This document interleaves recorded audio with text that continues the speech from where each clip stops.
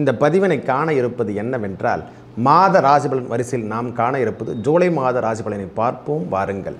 எனது அன்புள்ளம் கொண்ட மேஷராசி நேயர்களே, அதாவது இந்த முறை நம்ம ராசிநாதன் ஆட்சி பெற்று நம்ம வீட்டிலே தான் இருக்காருங்க. முதல்ல ராசிநாதனை பொறுத்து தான் முதல்ல சொல்லணும். அதுக்கப்புறம் கிரகங்கள் எவ்வாறு அமர்ந்திருக்காங்க. ராசிநாதன் ஆட்சி பெற்று காணப்படுவதே ஒரு பொலிவான தன்மை. ஒரு மனுஷன் இது வரைக்கும் நாம் மறைஞ்சிருந்தோம், 12ல் மறைஞ்சிருந்தோம். இனிமேல் அந்த துன்பம் எல்லாம் நீங்கக்கூடிய காலங்களாகும். வேலை இழப்புலாம் ஏற்பட்டிருக்கும் சில பேருக்கெலாம். அதாவது எப்படி சொல்கிறதுனா, கை கால்களில் காயம் கூட அடிபட்டிருக்கும். போன மாதம்லாம் அந்த செட்டிங்கில் வரும்பொழுதெல்லாம் போன மாதம்லாம் கைகால்களில் பந்தளம் என்று சொல்லக்கூடிய அமைப்பு தான். கைகால்களில் அடிப்பு, முதல் உடல்நிலை சென்று பாதிப்பு, உஷ்ணம் சார்ந்த விஷயங்கள் எல்லாமே கொஞ்சம் நமக்கு காணப்பட்டிருக்கும். அவையெல்லாம் விடுதலை ஆவு என்று சொல்லக்கூடிய அமைப்பு தான். இனிமேல் அதிலேருந்து பிரச்சனையிலேருந்து நாம் கொஞ்சம் கொஞ்சமாக வெளியே வந்துடுவோம். இந்த மாதம் 31 தேதி வரைக்கும் நம்ம தொந்தரவுகள் 1/7/2027 முதல் 31/7/2022 மாத கிரகங்களில் எவ்வாறு கிரகங்கள் அமர்ந்திருக்கும் நிலைமை பார்க்கும்போது, 2ஆம் இடம் என்று சொல்லக்கூடிய ராசிக்கு 2ஆம் இடத்துல குரு பகவான், 3ஆம் இடத்துல சூரியன் புதன் சுக்கிரன் என்று சொல்லக்கூடிய அமைப்பு. அது 4ஆம் இடத்துலையும் புதன் பகவான் இடம் பெயர்ந்துருவார். அதுவும் இல்லாமல் இந்த மாதத்திலே செவ்வாய் பெயர்ச்சியும் இருக்குது. செவ்வாயும் இடம்பெயர்ந்து 12ஆம் தேதி இடம்பெயர்ந்து சுக்கிரன் வீட்டுக்கு போயிடுவார். 16ஆம் தேதி நம்ம சூரிய பகவானும் இடம்பெயர்ந்து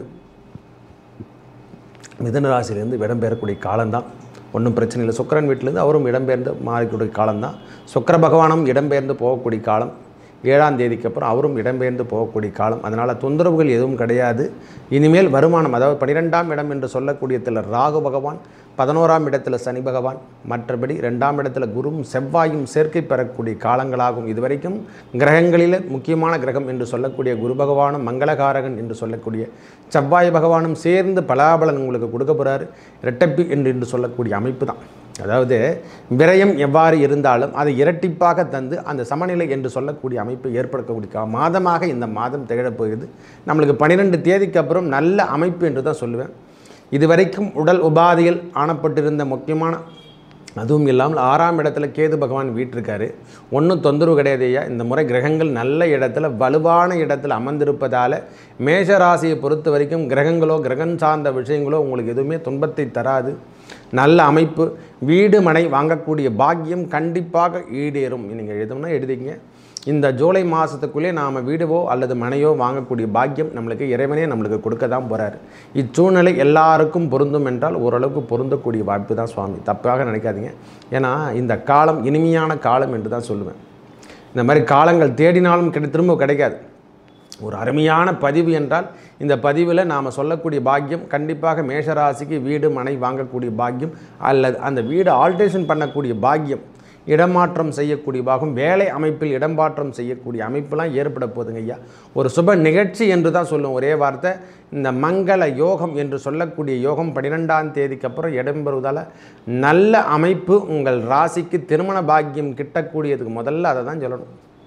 ஒரு மனிதனுக்கு 2ஆம் இடம் என்று சொல்லக்கூடிய கணவன் மனைவி ஸ்தானத்தில் செவ்வாய் பகவான் இடம்பெயர்ந்து குருவோடு சேரும் பொழுதெல்லாம் மங்களம் என்று சொல்லக்கூடிய அமைப்பு நம்மளுக்கு இடம்பெயர்ந்து செல்லும் பொழுதெல்லாம் உங்கள் வாழ்க்கை தரை உயர்ந்து காணக்கூடிய காலங்களாகவும், வேலை அமைப்பில் இடமாற்றம் ஏற்பட்டாலும் பெரிய உன்னதமான அமைப்புக்கு நீங்கள் எடுத்து செல்லக்கூடிய காலங்களாகவும் இந்த காலம் அமையப் போகிறது. வெளியூரோ வெளிநாடோ நம்மளுக்கு செல்லக்கூடிய பாக்கியம், அதாவது சீக்கிரத்தில் கெட்ட போது சுவாமி, பயப்பட தேவையில்லை. இப்பொழுது இல்லை. அதுக்கான வழிமுறைகளோ அதுக்கான எண்ணங்களோ நம்மளுக்கு உருவாகியிருக்கும். மேஷராசி பொறுத்த வரைக்கும் இந்த மாதம் முழுவதும் நல்ல ஒரு முயற்சி செய்யக்கூடிய இடத்துலையும் நல்ல அமைப்புகள் கிரகங்கள் அமர்ந்திருக்கும் நிலைமையை பார்க்கும்போது சுகம் என்று சொல்லக்கூடிய அமைப்பு தான். இனிமேல் தொந்தரவுலாம் கிடையாது சுவாமி. பிள்ளைகளால் கொஞ்சம் சற்று தொந்தரவுகள் வரதான் செய்யும், நாம் பார்த்துக்கணும். மற்றபடி உங்களால் எந்த பிரச்சனையும் நீங்கள் சந்திக்க போகிறதில்ல. நல்ல ஒரு, அதாவது எப்படி சொல்லணும்னா, போராட்டம் படக்கூடிய வயசு. ஒரு இளமை பருவத்தில் இருக்கிறவங்க இதில் போராடி வெற்றி பெற்று பெரிய முத்திரை பதிக்கின்ற காலங்களாக இந்த காலம் அமைய போகுதையா. மேஷராசி பொறுத்த வரைக்கும் போராட்டம்னா அப்படின்னா கிடையாது சுவாமி. போராட்டம்னா பெரிய போராட்டம்லாம் கிடையாது. ஒரு வேலையை எடுத்து உங்ககிட்ட கொடுத்தனா அந்த போராட்டத்தில் வெற்றி பெற்று நீங்கள் வெளியே வரீங்க. அதாவது அதை செய்யவே முடியாதுன்னு சொல்லிட்டு எல்லாருமே விடுபட்டு போனாங்க பாருங்கள். அதை நீங்கள் செய்து முடித்து முத்திரை பதிப்பீர்கள். அந்த மாதிரி ஒரு சூழ்நிலை நம்மளுக்கு நிலவுகின்றது. கிரகங்கள் அமர்ந்திருக்கும் நிலைமையை பார்க்கும்போது வெற்றி என்று சொல்லக்கூடிய 3ஆம் அதிபதி என்று சொல்லக்கூடிய புதன் பகவான் அவரே இடம்பெயர்ந்து 4ஆம் இடத்துக்கு செல்கிறாரு. அப்போ அவர் என்ன ஆகுனா 3ஆம் இடத்துக்கு கம்யூனிகேஷனே நம்மளுக்கு வலுத்து 4ஆம் இடத்துக்கு வரப்போகிறார். அவரே சுகஸ்தானாதிபதியாக வந்து உங்கள் வெற்றி தான், அதாவது சொல்கிறதுன்னு வெற்றி மேல் வெற்றி என்று சொல்கிறோம் இல்லை, அவரே வெற்றி கொடுக்கக்கூடிய பாக்கியமாகவும் 3ஆம் இடத்துல சூரிய பகவான் இருந்தாலே முயற்சி எல்லாம், தன்னம்பிக்கை எல்லாம், தைரியம் எல்லாமே நல்ல வலுத்திருக்குமா. 3ஆம் இடத்துல சூரிய பகவான் இருக்க பெற்றாலே ஒரு மனிதனுக்கு பற்றற்ற அந்த அது அளவுக்கல்லாத ஒரு தைரியம், தன்னம்பிக்கைலாம் அதிகரிக்கும். போல்டு அப்படின்னு சொல்கிற மாதிரி வீரமிக்கவனாக திகழக்கூடிய காலங்களாக இந்த காலம் அமையும். அதோடு சுக்கிர பகவானும் அமர்ந்திருக்கார். அவரும் 7ஆம் தேதிக்கு அப்புறம் அவரும் இடம்பெறார். அதனால் பிரச்சனைகள் என்பது கிடையாது ஐயா. 4 என்பது சுகஸ்தானம் என்று சொல்லக்கூடிய இடத்துல இடம்பெறும் போது, கிரகங்கள் நல்ல அமைப்பில் அமர்ந்தும் போது உங்கள் தொந்தரவான காலங்கள், அதாவது சுகத்தில் ஏற்பட்ட வந்த பிரச்சனைகள் விலகப்போகுது. அதாவது உடல் உபாதைகள் தீர்க்கக்கூடிய காலங்களாகும். மனதிற்கு இதமான ஒரு எண்ணங்களை உருவாக்கி இந்த ஜூலை மாதம் உங்களுக்கு பெரிய முன்னேற்றத்தை கொடுக்கின்ற காலங்களாகும். திருமண தோஷங்கள் நிவர்த்தி செய்யக்கூடிய காலங்களாகும். பெண் பிள்ளைகளுக்கு திடீர் திருமண வாய்ப்புகள் ஏற்பட போதுங்க. திடீர் அதான் சொல்லுங்கன்னா திடீர் சம்பந்தம் என்று சொல்கிற மாதிரி திருமண பாக்கியம் ஆண்களுக்காகட்டும் பெண்களுக்காகட்டும் குழந்தை பேறு என்று சொல்லக்கூடிய சந்தான பாக்கியம் கிட்ட போதுங்க இந்த மாதம். பகவான் அந்த செவ்வாய் பகவானும் புத்திரக்காரகன் என்று சொல்லக்கூடிய சொன்ன பொன்னவன் மன்னவன் என்று சொல்லக்கூடிய குருவோடு சேரும் பொழுது உங்கள் வாழ்க்கை தரத்தை உயர்த்தி பெரிய முன்னேற்றத்தை எடுத்து செல்லக்கூடிய காலம். கடன், அதாவது கடன் அமைப்பு என்று சொல்லக்கூடிய ஏற்படுத்தி பெரிய லோன் வாங்கக்கூடிய பாக்கியம், கடனில் இருக்கக்கூடிய பிரச்சனையிலிருந்து வெளிவரக்கூடிய பாக்கியம். கடன் சார்ந்த விஷயங்கள் இனிமேல் உங்களை முன்னெடுக்காது. ஒரு வீடோ மெனையோ நாம் ஓபர்து செய்யக்கூடிய பாக்கியம் கண்டிப்பாக ஈடேறும். உடல் நலத்தில் இருந்து வந்த பிரச்சனைகள் விலகக்கூடிய காலமாக இந்த காலம் அமையப்பெறும். முதல்ல அதான் சொல்லணும், விரயம் எகுவாக இருக்க பெற்றாலும் நன்மைக்காக இந்த விரயத்தை எடுத்து செய்யக்கூடிய காலமாகவும், ஒரு சுபச்செலவு எடுத்து நாம் அதுக்கு விரயம் பண்ணால் ஒன்றும் தப்பு கிடையாதுங்க. ஏன்னா சனி பகவான் இப்பொழுது வக்கரகதிக்கு வரப்போகிறாரு. அதனால் உங்களுக்கு நல்ல அமைப்பு தான். இனிமேல் தொந்தரவுலாம் விலக தான் போகுது. மனதிற்கு இதமான தன்மை, நம்மளுக்கு எந்த தொந்தரவும் கிடையாது. காலம் உங்களுக்கு இனிமையாக அமையப்பெற்று நல்ல ஒரு முன்னேற்ற பாதைக்கு எடுத்து சொல்ல போதுங்க. ஐயா வீடு வாங்கலையா, வாங்குவீங்க. இல்லை மனம் வாங்க போகிறீங்களா, வாங்க தான் போகிறோம். உடல் நிலையத்தில் இருந்து வந்த பிரச்சனைகள் தீர்க்க போதா, கண்டிப்பாக தீரப்போகுது.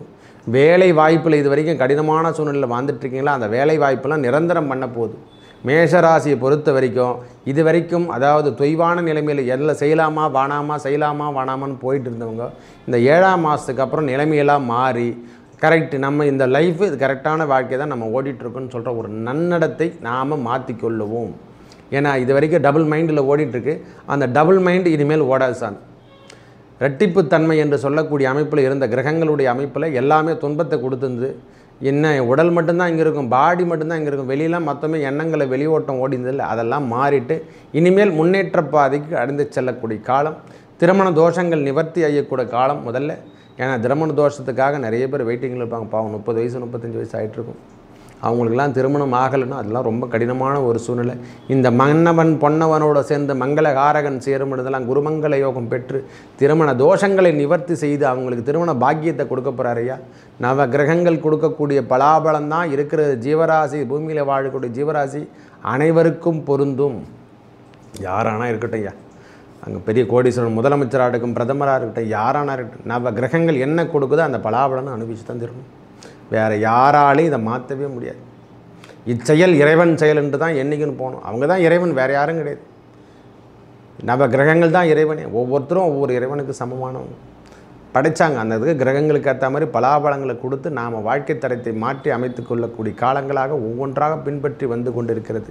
வருகின்ற காலங்கள் இந்த மேஷராசிக்கு இந்த மாதம் முழுவதும் 1ஆம் தேதியில் ஆரம்பித்து 1/7/2024 முதல் 31/7/2024 சுகம் என்று சொல்லக்கூடிய அமைப்பை கூடக்கூடிய காலங்களாகவும், தொலைதூரம் என்று சொல்லக்கூடிய பயணங்களை ஏற்படுத்தி நல்ல ஒரு பராக்கிரமம் வீரத்துடன் எல்லா செயல் திட்டங்களையும் சேர்த்து நாம் ஒரு கணிப்பில் வந்து வாழ்ந்துக்கிட்டு இருக்கோம். இது வரைக்கும் சென்டிமெண்ட்டு போடலை, எந்த பிரச்சனைக்கும் நாம் வாழலை, ஏதோ வாழ்க்கை தரத்தை வாழ்ந்து கொண்டு இருக்கிறோம். அந்த உஷ்ணம் சம்பந்தப்பட்ட நோய்கள் விலகத்துக்கான காலங்களாக இந்த காலம் அமைய போகிற போது ஒரு தொந்தரவு, அதாவது கண் பார்வையில் பிரச்சனைகள் இருந்தால் அதெல்லாம் மாற்றிக்கொள்ளுங்க. ஆப்ரேஷனோ அந்த கண் அறுவை சிகிச்சையோ அதெல்லாம் செய்து கொள்ளுங்கள். பிரச்சனையிலிருந்து நாம் விலகக்கூடிய காலங்களாக இந்த காலம் அமையப்பெறும். நல்ல ஒரு அமைப்பென்றால் இந்த அமைப்பு நன்றாக உள்ளதையா. மேலும் நல்லதெல்லாம் நடக்க இறைவன் முருகப்பெருமானை வணங்கி வர உங்கள் வாழ்வில் ஏற்பட்ட துன்பங்கள் விலகி நல்லதே நடக்கும். நன்றி, வணக்கம்.